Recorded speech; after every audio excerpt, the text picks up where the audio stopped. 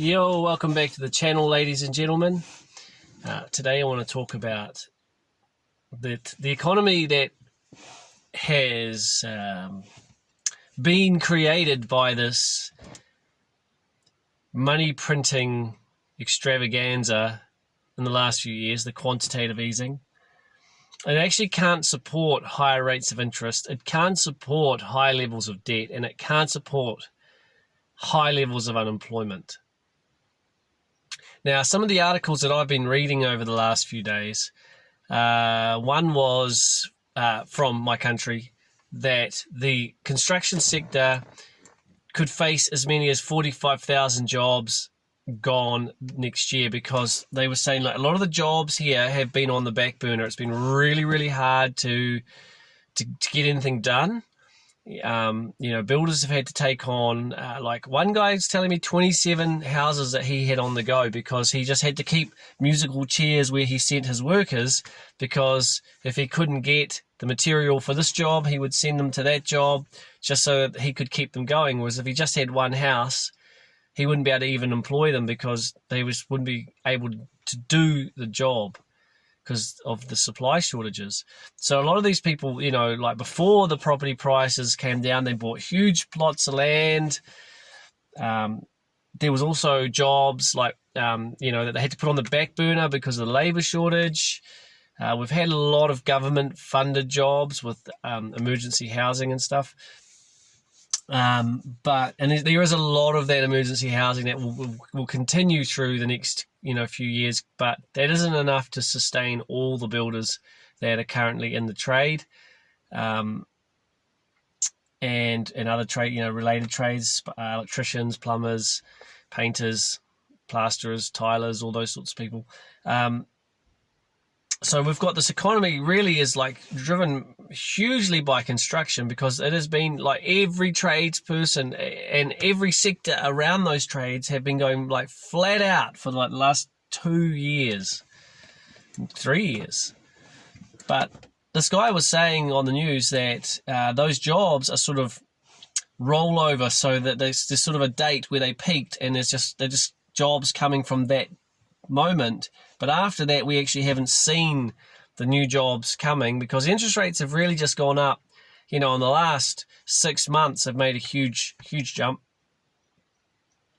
and so now people are like whoa, because a lot of them plan these jobs when rates were like, okay, they're going to go to 5%, I can handle that. But now they're going, we've got our ex-prime minister talking about that we'll see floating rates next year of 10% or more.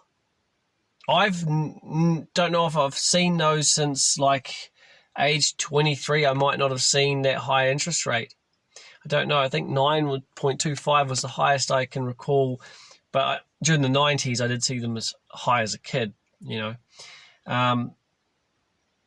But yeah, so construction is really starting to slow. House prices are honestly tanking quite fast. They don't have to go down like 1 or 2%, and that could be $50,000 or $100,000, depending on because the property prices were so high. But they have come down. And I worked it out. There was a brand new build house, and it was $1,150,000. Which for a new build was like crazy, because you could have bought that same house 3 years ago for maybe like 600, 700, maybe 720, I think. I don't think it would have been anywhere near over $1 million, right? It was really since the pandemic. And so, here we have the price of 1.150 million.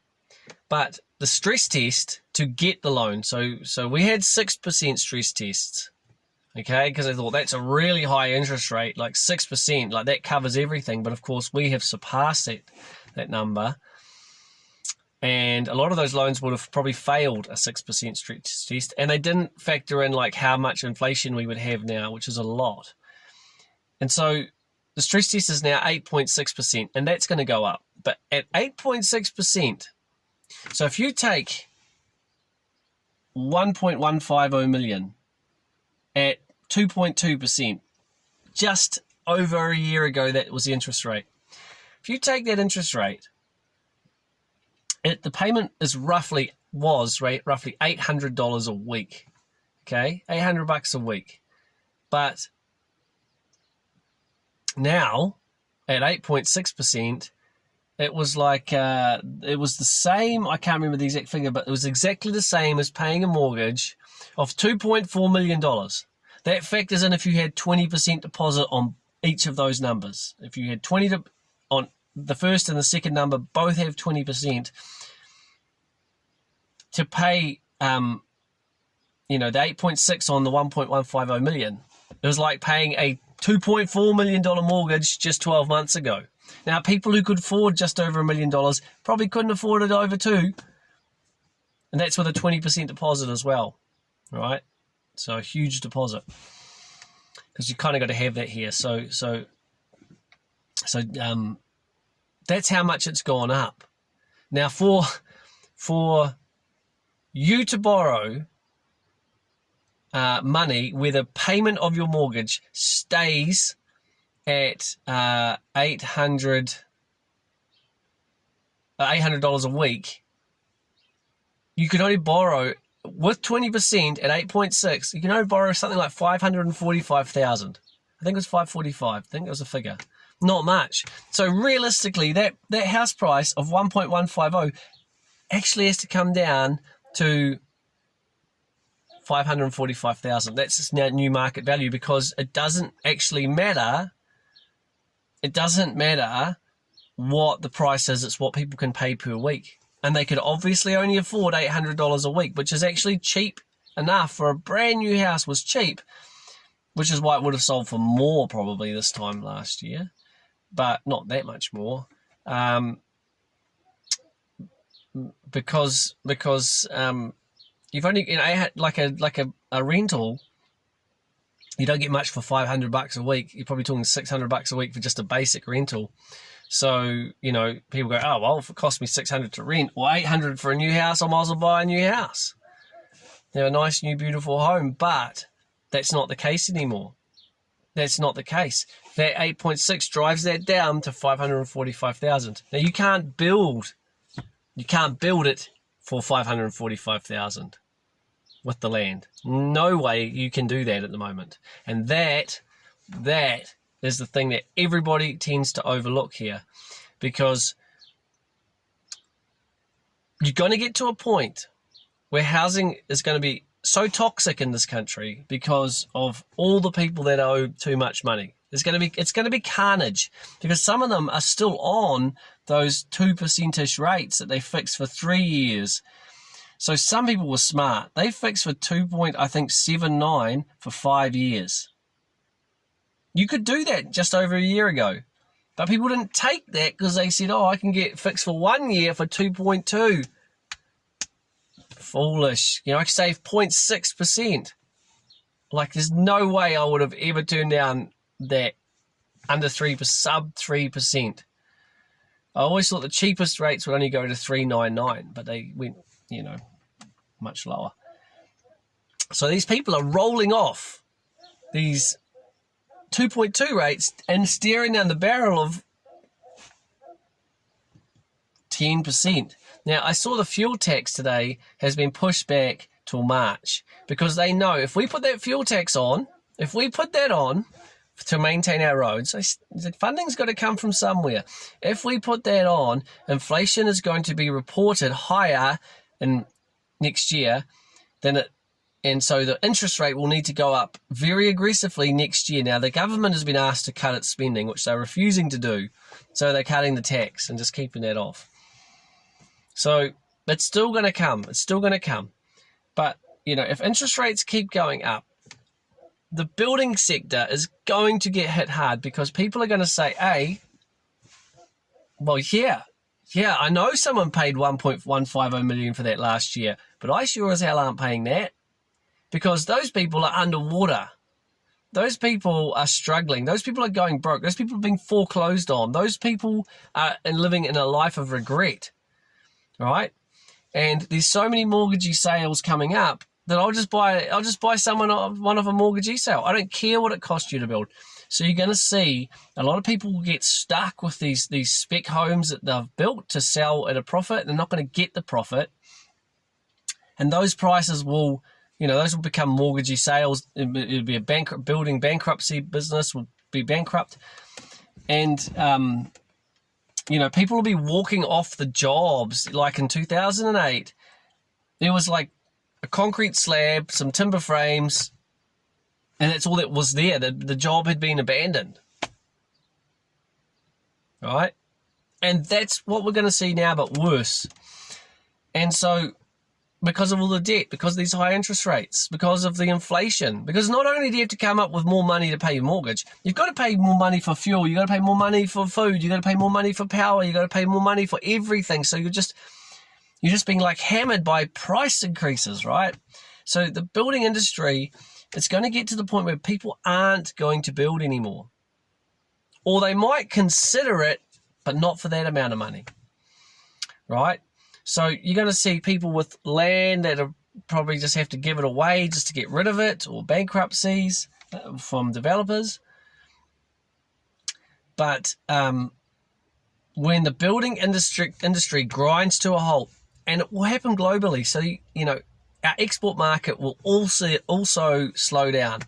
It'll happen globally where the market slows down, and suddenly the supplies aren't moving, and the tradespeople aren't building. So the layoffs will come. The layoffs will come in the building and trade sector, right? The manufacturers of materials, they won't be selling as much. They will have to lay off staff as a flow-on effect. They'll have to lay off staff, and then their labour costs will go down. And when they re-employ staff, if the sector is under pressure, like it's struggling, they're not going to pay, well, we'll just pay you anything. We just need somebody to do the job. They're going to say, well, we're not going to pay that anymore. So even though the cost of living is skyrocketed, and you were able to maybe sort of stay near it, sort of, if you lose your job and then you have to, there's a labour surplus, you're going to be way below that inflation. Well, I would imagine so. Because, if the business is now struggling, they're going to start reducing costs. And as they lay off that expensive labour and replace it with cheap labour, as they downsize the workforce, you could see that the prices come down, because if they don't come down, we can't move them. If the export market slows down, the local market will slow down too. And so either that happens, or we just don't build houses. So it really doesn't matter what a new build costs as a floor underneath the cost of existing builds. It'll actually work in reverse. It'll actually drive the cost of existing builds down instead of holding it up. It's going to, I imagine it's going to sink. And this is all my opinion. It's not financial advice. Do your own research, yada, yada. But I'm only speculating on what I think. And so, here we go with the construction. The layoffs come next year. I think around March, April, May, that's when it really starts to hit. People in things like real estate sales, they might not be able to keep going because it's just too tough. People in hospitality might slow down. Right now, the hospitality is busy, but if people have to really start pinching pennies, they cut out eating out. They cut out drinking alcohol. They cut out the wants and focus on the needs. So we're seeing now easily sort of 20% price declines. I've seen as low as much as 50 in real estate, but it's easily 20. Now, a lot of this has really sped up in the last few weeks. And if the Reserve Bank hikes interest rates 0.5% or more, they might chicken out and just do a 0.25. But if they do that, that really is a telling sign. But if they do 0.5% or more, or if they do 75%, the prices of these houses will start coming down really fast.